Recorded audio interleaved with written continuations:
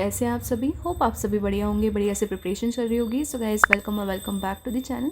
जैसा कि आप थंबनेल से समझ गए हो कि इस वीडियो में बात करने वाले कि किस तरीके से आरसी को अटैम्प्ट करना चाहिए, उसकी ट्रिक के बारे में मैं आपको बताऊंगी, या वी कैन से कि एक सिस्टमैटिक वे मैं आपको बताने वाली हूँ, जैसे मैं अटैम्प्ट करती हूँ in pre and mains as well. Okay, और लास्ट में बताऊँगी कि जो प्रैक्टिस मॉक में लाइव मॉक हुआ था उसका क्या स्कोर है। ठीक है, तो सबसे पहले स्टार्ट करते। देखो, मैंने प्रैक्टिस मॉक का मॉक नंबर 2 दिया था, न्यू पैटर्न एसबीआई क्लर्क के लिए। तो ये कुछ मेरा इंग्लिश सेक्शन था।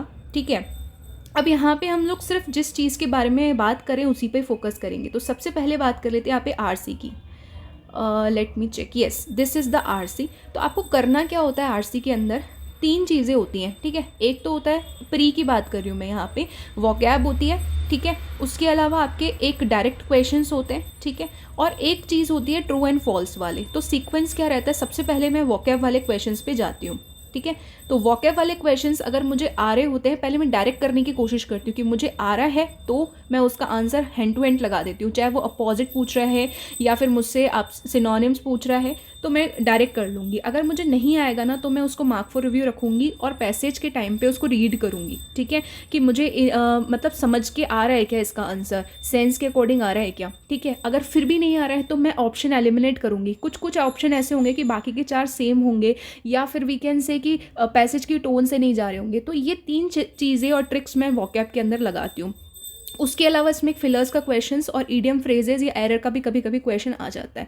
तो मतलब वोकैब वाले सारा क्वेश्चन करने के बाद में सेकंड में करती हूँ डायरेक्ट क्वेश्चंस। अब डायरेक्ट क्वेश्चंस पे कैसे करते हैं हम लोग, जैसे कि मान लो ये क्वेश्चन आपके सामने है। ठीक है, तो अब यहाँ पे लिखा हुआ है how are people with anosmia treated by people who do not suffer from it. तो किस तरीके से, तो मैं इस वर्ड को, इस एनोस्मिया जो है ना, इसको सर्च करूँगी, स्कीम करूँगी डायरेक्टली। ठीक है, क्योंकि अगर मैं पूरा पूरा पढ़ूंगी तो मुझे पता है कि पढ़ने से मेरा जो है बहुत ज़्यादा टाइम चला जाएगा, इसलिए मुझे क्या करना है, स्कीम करना है। तो फटाफट मैं देखूँगी।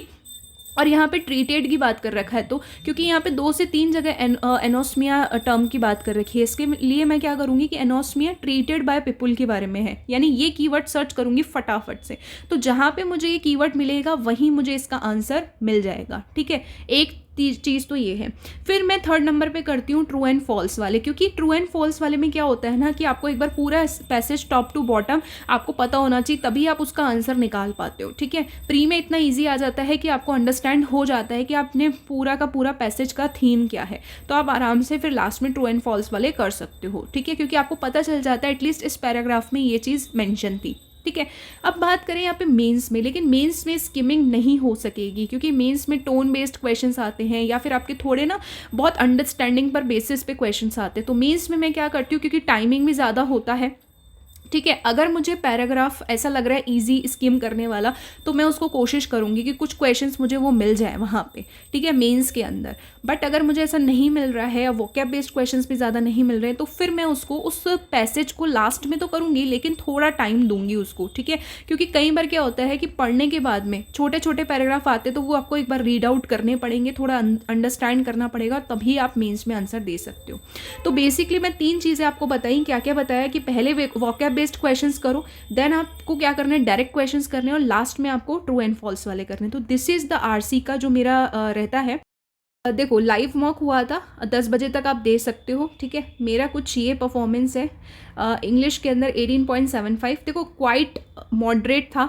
आप आराम से अगर अच्छे से कोशिश करोगे, थोड़ा रिलैक्स होके, या फिर वीकेंड से कि थोड़ा अच्छे कंसंट्रेशन के साथ में करोगे तो आराम से हो जाएगा। क्योंकि देखो कैलकुलेटिव भी था, क्वांट, रीजनिंग, और रीजनिंग में पजल्स भी स्केड्यूल बेस्ड पजल्स दे रखी थी जो कि थोड़ी टाइम टेकिंग होती है। और इंग्लिश भी जो था वो आपका फिर भी मॉडरेट साइड पे था, मैं कह सकती हूँ आपको ओवरऑल पेपर। तो एटलीस्ट आप ज़्यादा नहीं तो यहाँ पे मेरे 69.25 है, थोड़ी एक्यूरेसी बिगड़ी है डेफिनेटली। और जो फुल इसका एनालिसिस आएगा वो आज रात 10 बजे आएगा, वो शेयर करूँगी मैं टेलीग्राम में। तो लिंक है डिस्क्रिप्शन में, जुड़ना ना बोलें। अपना भी स्कोर कार्ड आप शेयर कर सकते हो कमेंट सेक्शन में। ठीक है, टेलीग्राम में भी शेयर कर सकते हो और यहाँ भी शेयर कर सकते हो। ठीक है, तो अब करना क्या है यहाँ पे कि मेरा जो दिक्कत आया वो एक्यूरेसी का आया है एक तो, और यहाँ आराम से ओवरऑल बना सकते थे। ज़्यादा भी नहीं तो 72-73 तक अच्छे से बना सकते थे, ठीक है। तो this is from my side. अगर वीडियो इन्फॉर्मेटिव लगता है तो don't forget to like, share and subscribe. और for more informative videos next video में बताऊंगी क्रिटिकल रीजनिंग की एक ट्रिक, ठीक है। So till then take care, bye bye. Any doubt you can ask in comment, as soon as possible I will reply. Good luck.